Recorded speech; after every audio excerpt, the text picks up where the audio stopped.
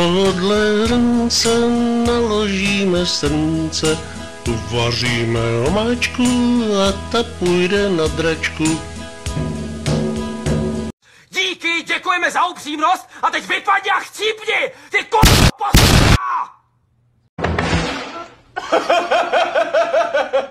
To je kokot.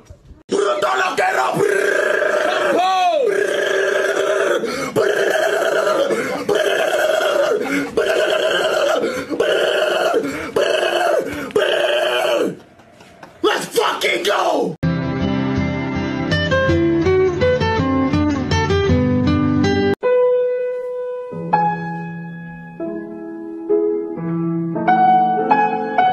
Je to můj kamarád, šel jsem ho ochránit, kdyby měl nějaký potíže, nebo kdyby měl nějaký zbytečný. A jak jste na to přišel? To nevím. Ují, jsem tady, kundy. Co to je, ty vole? Co to do píči je? Polož to. Tohle se mi vůbec...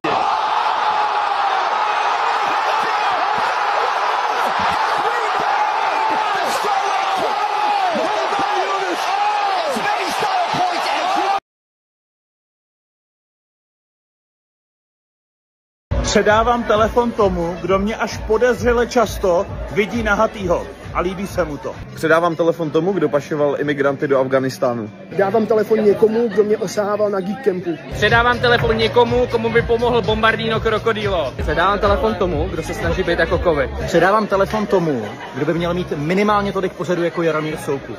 Proč je to na mě? Já mám jenom tolik kanálů. Každopádně další, komu předávám tenhle telefon, tak je člověk, který mi až podezřele často sahá na zadek. Předávám telefon tomu, kdo má morbidně velký P. No, ono to bylo na mě ve skutečnosti, ale Martin si vzal můj telefon.